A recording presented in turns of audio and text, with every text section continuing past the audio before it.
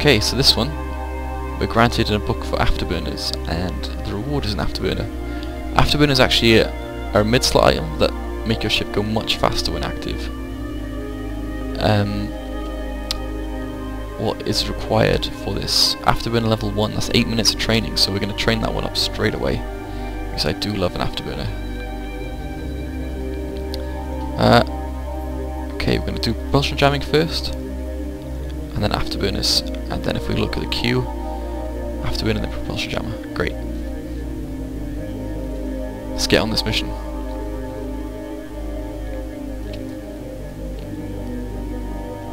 I didn't even read what I gotta do. Okay, let's walk to the location, we can read it on the way. What have you got? Walk to the dead space area, find the Stargate and approach it. That sounds easy enough.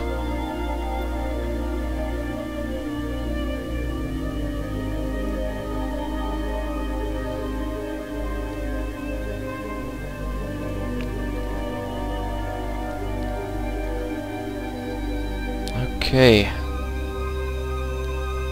Alright, so this one, this mission could be confusing.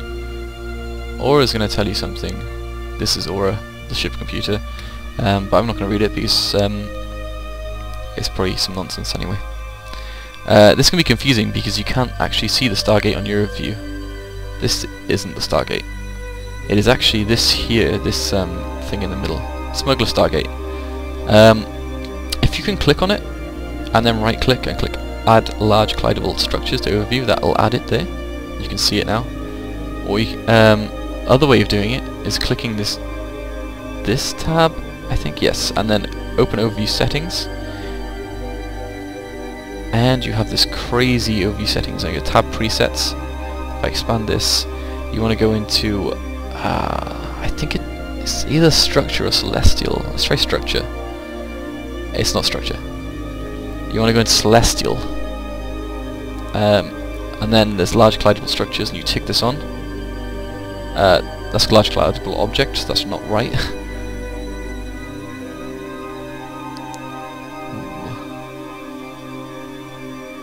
Maybe it wasn't Celestial.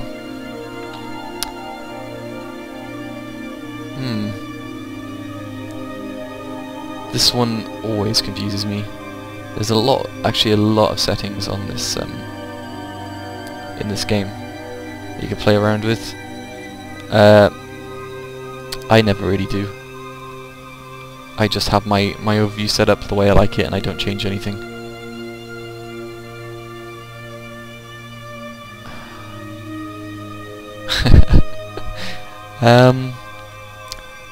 Entity, probably. Entity makes sense.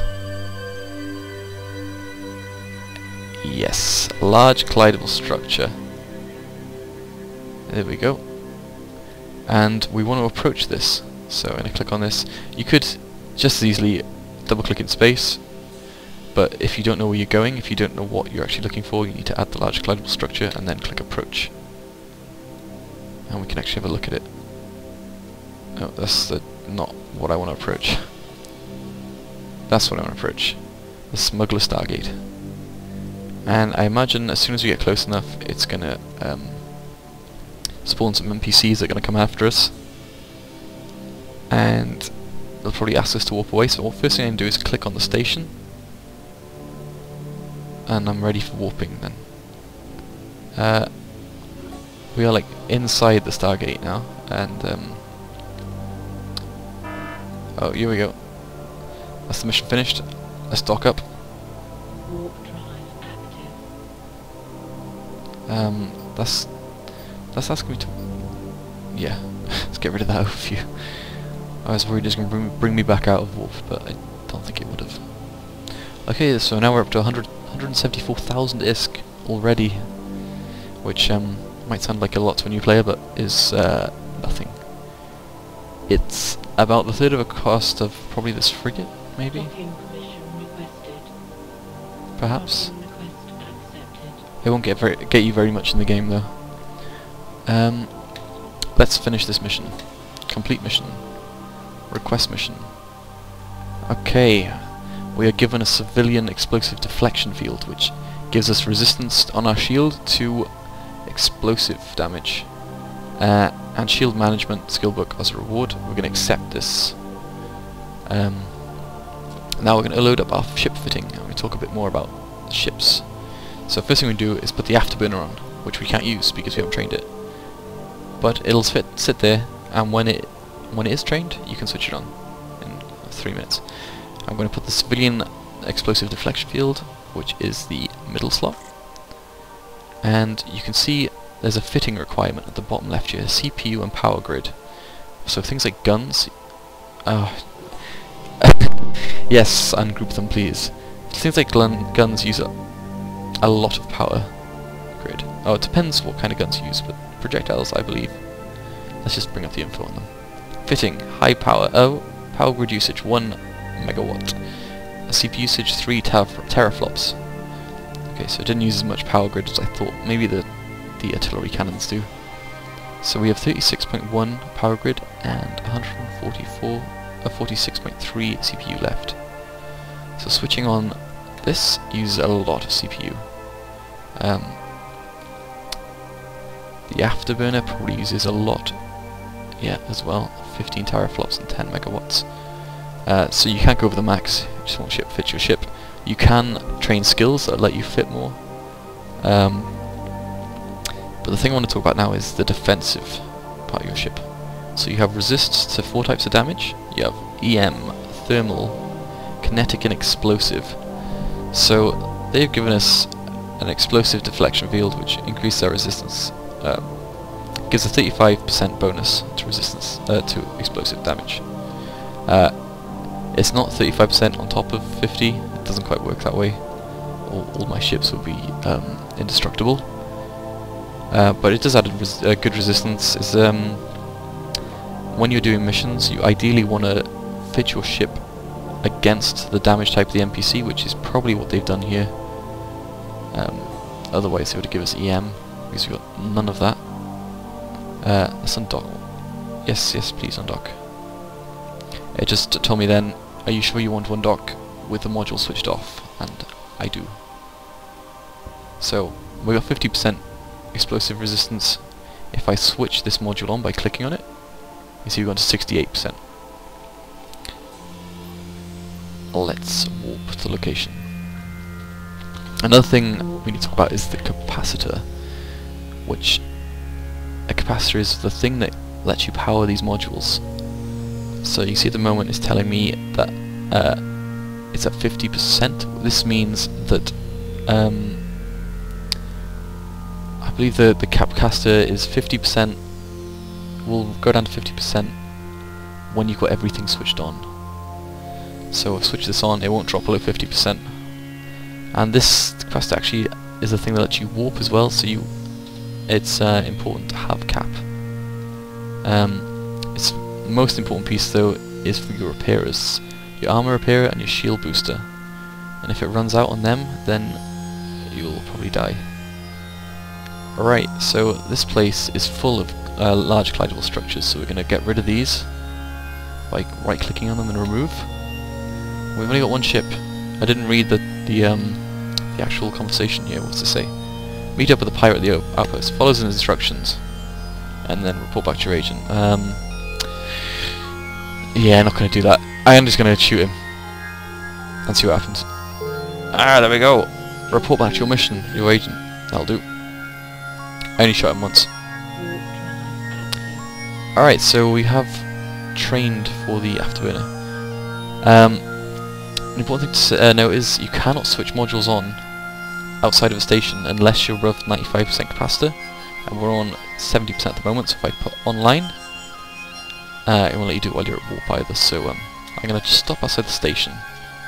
So I'm just hitting control space to stop my ship from docking, and I'm going to try and put this online, and you have to be above 95%, we're on 64 from the warp. So it's dock. And as soon as you dock, your capacitor fills straight back up. As well as your shield actually, your shield is fully repaired as soon as you dock, and you can switch that module on. And now we have an afterburner. So now we can travel over 1,000 meters a second. But this has massively reduced our capacitor to 12%.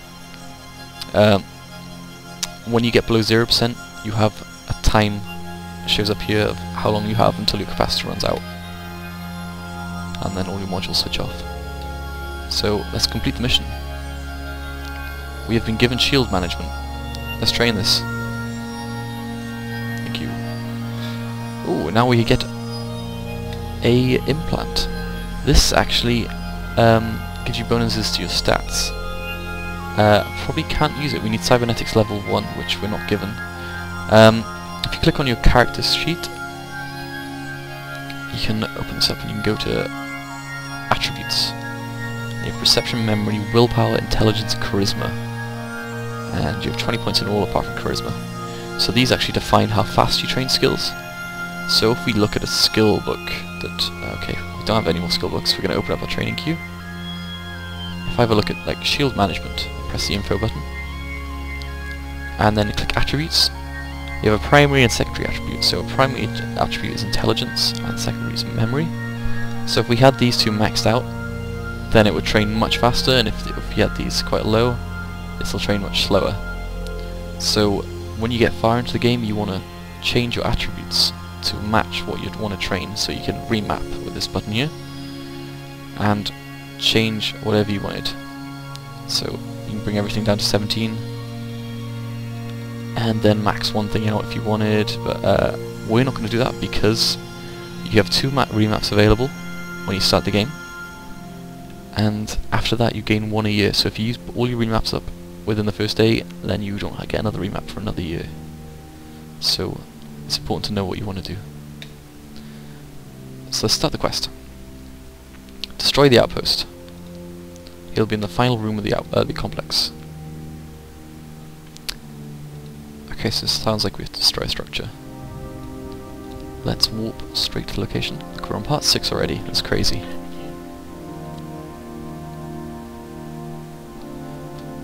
Let's minimize this. We don't need to look at that. And we got a nice Afterburner now as well. So, first thing I can do is switch on this. Get me some more resistances against the pirates. My Z is flashing. That's my wallet. Someone 266,000. 266,000 ISK. You can actually load this up and look at where all your money's coming from if you want. You just hit load. Okay, it's just we got a bounty prize for killing some people, killing some pirates. All right, so we're in the first pocket of the mission. There's an acceleration gate here which we have to use to warp. Normally in these missions you can't activate these. Yeah, there we go. Because of the pirates. So we have to kill all the pirates first. But these just catapult you into small regions of space that you can't directly warp to. So some of these have size limits, so you can't get the big ships through. So it's sometimes nice if you're in a mission you know someone of a certain size can't get through and attack you. Yeah. So let's do some more shooting. Come on. That guy's pretty close. Let's get him. Oh, I forgot about our Afterburner. Let's switch the Afterburner on. Speed up a bit. Okay, lots of people turning up now. Where are we going? Over there, please. It's behind that asteroid there, so I'm gonna adjust my course to go above. Oh, he's not behind it though. Or him. Whoops. We might have gone out of range. Just gonna turn around, come back for these guys. Okay, now we're gonna fire this gun. Oh, go on, go up, go up, go up. Don't hit the asteroid. Right. Now we're gonna go over the top of this asteroid. And this way. Okay, one shot at that guy. Ah, one shot at that guy. Come on. Okay, I'm gonna approach this guy.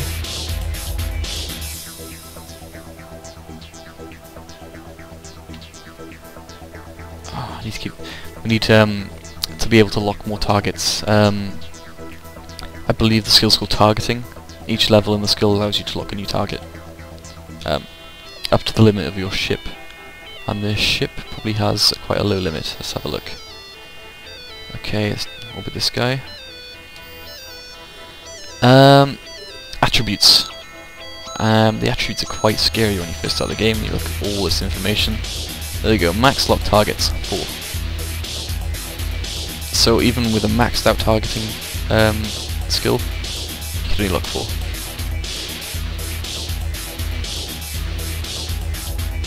Alright, and we're almost done. We don't even need shield repairs, look.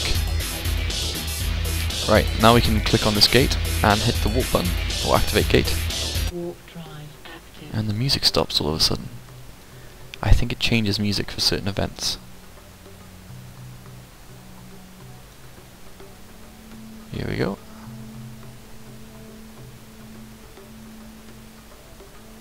Okay.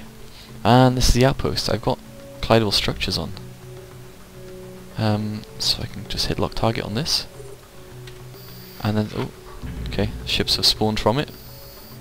But because I killed it so quickly, oh, there's a can there. Look, I really want that can. Open up the can, loot all that. Oh no, we're not close enough.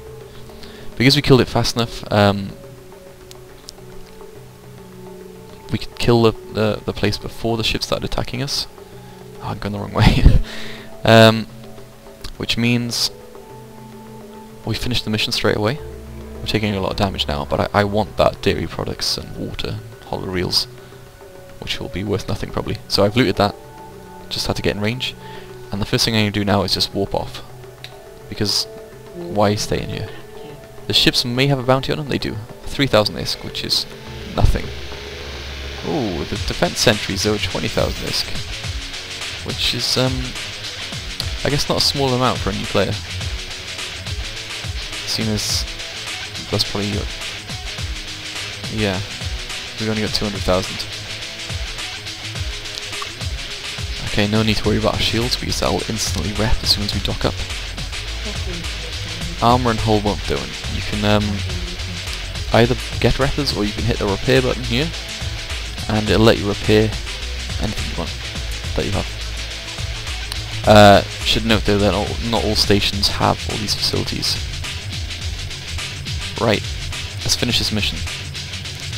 We got our implant that we can't use. It's probably worth learning cybernetics to get that, but you will have to go into the market and buy cybernetics. So let's have a look.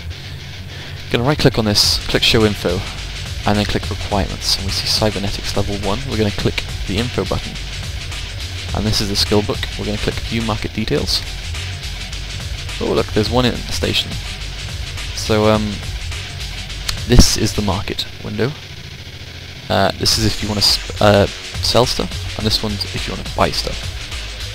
So let's have a look. I normally sort by, well, sometimes by price. You can sort by number of jumps away from you. This one's in station. You've got to note that if it's a station or system, because sometimes there are multiple stations in your system.